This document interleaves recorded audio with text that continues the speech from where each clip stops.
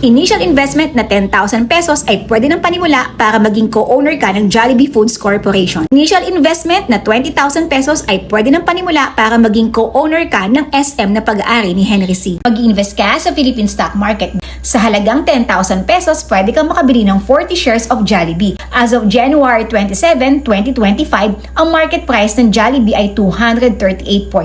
10,000 pesos, i-divide mo sa 238.2, that's 42. Pero ang board date ng Jollibee ay 10. Pag sinabi mong board date, ito yung minimum number of shares na pwede mo i-trade sa stocks. Sa halagang 20,000 pesos, pwede kang makabili ng 20 shares of SM. As of January 27, 2025, ang market price ng SM ay 820 pesos. I-divide mo ang 20,000 pesos sa 820 pesos, that's 24. Simulan mo ng aralin ang stock market. Ang simple investing strategy nito, magandang preparation yan para sa iyong retirement fund, para magkaroon ka ng extra income or passive income para sa education ng iyong mga anak, at pwede mo pa ipamana ang knowledge mo sa stock market sa iyong mga anak. Magkakaroon ako ng free live online training ngayong February 17, 19, 21, and 24.